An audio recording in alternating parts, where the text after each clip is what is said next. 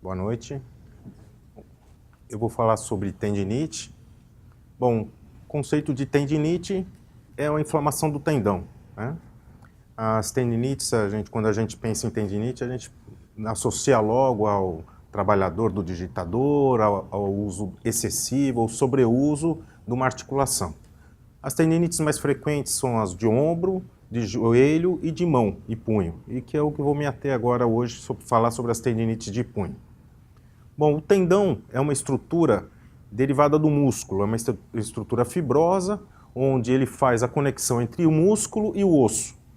O tendão, ele funciona a partir da ordem do músculo como o que faz efetivamente o movimento do osso. Ele vai fazer esse movimento desse osso. Então ele está entre uma estrutura que tem o músculo, uma estrutura elástica e uma estrutura rígida. E aí, por essa situação, ele está entre uma estrutura elástica e uma estrutura rígida, que ele é muito propenso a injúrias, a lesões, né?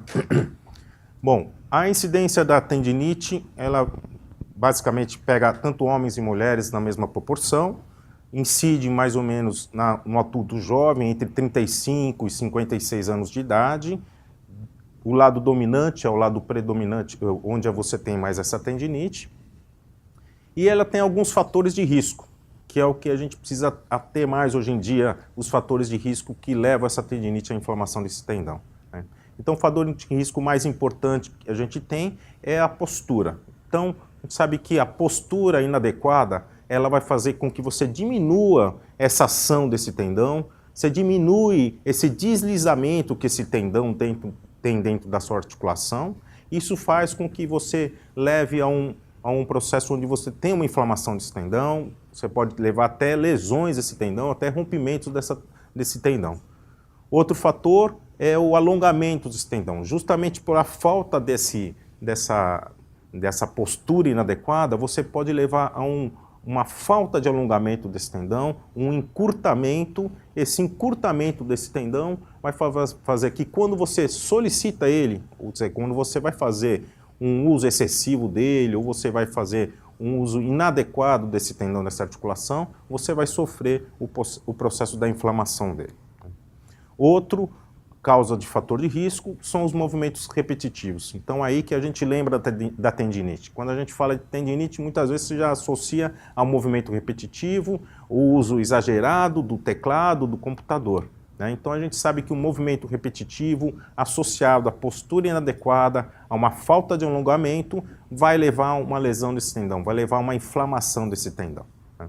Outro fator de risco é o estresse, né? Então, você já está lá, uma postura inadequada no teu serviço, já está todo torto lá fazendo tua digitação, está correndo aquela digitação que precisa entregar aquele trabalho o mais rápido possível, então já está com movimento repetitivo, e aí vem o chefe e ainda fala, olha, eu preciso desse trabalho para agora. Então ele acumulou tudo isso vai fazer com que aquele tendão sofra o processo inflamatório, né? Então, quais são os sintomas mais comuns da tendinite? Principalmente a dor. Então a dor na tendinite do punho ou na mão, ela é localizada geralmente no dorso da mão. Essa dor ela pode ser irradiada tanto para a parte mais proximal, que a gente fala para o antebraço, ou essa dor irradiada para os dedos da mão.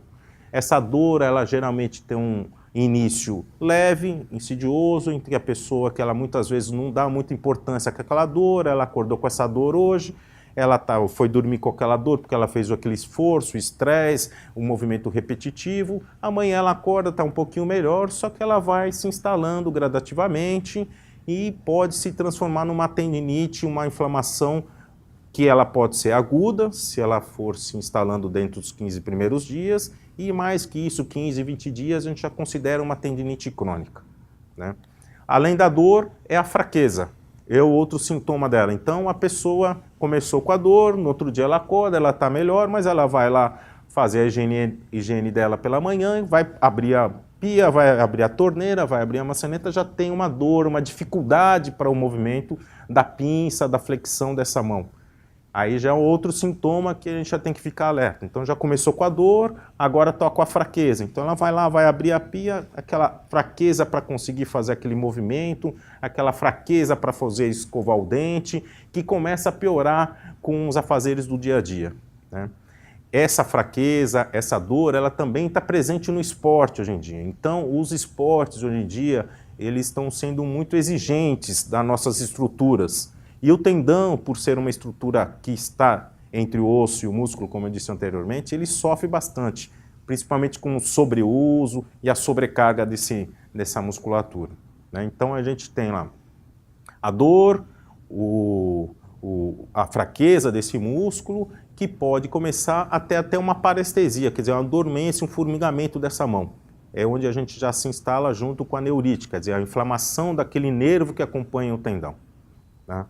Esses são os sinais clínicos clássicos que já alertam a gente a procurar um serviço médico, né? Tentar evitar com que a gente faça esse tratamento em casa. Amanhã vai melhorar, depois de amanhã eu acho que está melhor, hoje está um pouquinho dolorido, mas a pessoa às vezes não dá importância e aí a gente já tem um problema maior quando a gente tem essa tendinite crônica, quando essa tendinite ela se instala por muito tempo, tá? Então, nosso dia a dia, nossa correria no dia a dia faz com que a gente muitas vezes deixe de ir atrás dessa dor e comece a sentir esses sintomas, não dá pouca importância, mas ele vai se agravando até se tornar uma tendinite crônica, que é onde a gente tem um problema maior justamente para o tratamento, né? Então, começou com essa dor, procurar um médico, ortopedista, especialista que possa fazer o diagnóstico disso. O diagnóstico da tendinite é um diagnóstico clínico, ou seja, o diagnóstico é examinando a pessoa, existem testes específicos que você vai saber se a inflamação está localizada no tendão, que tendão que vai estar localizado essa inflamação, qual é a articulação que vai estar comprometida com a inflamação desse tendão, né? Então o exame é basicamente clínico. Existem alguns exames subsidiários, ou seja, alguns outros exames que a gente pode usar para tendinite, como por exemplo o ultrassom ou a ressonância magnética. Esses exames eles vão auxiliar a gente no tratamento da tendinite, mas para a gente saber exatamente que grau que está essa tendinite. Se ela está num grau leve, moderado, e ela também ajuda a descartar algumas outras patologias que podem estar correndo junto com essa tendinite, né? O tratamento, basicamente, ele vai ser o tratamento clínico. Mais de 90% do tratamento da tendinite é um tratamento clínico, onde você vai priorizar o repouso desse tendão, o repouso dessa articulação. Então, numa fase aguda, o uso de órteses, de talas, atipós, a gente pode associar o uso de anti-inflamatórios.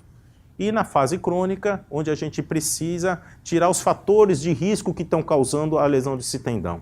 Então, tirar aquele sujeito do ambiente que está levando aquela lesão, o ambiente que está levando aquela postura inadequada, para melhorar a ergonomia, ou seja, o mobiliário onde essa pessoa trabalha, ao mesmo tempo promovendo alongamentos e fortalecimentos, que isso seria o trabalho justamente da fisioterapia, tá? A gente tem alguns epinômios, algumas doenças que correm junto, que são tendinites, que são conhecidas aí no nosso meio mais acadêmico, seria o dedo em gatilho, que é um tipo de tendinite específica, a síndrome do túnel do carpo, que também é um tipo de tendinite que vai acometer os nervos, algumas tendinites de polegar, de tendão extensor do carpo, né?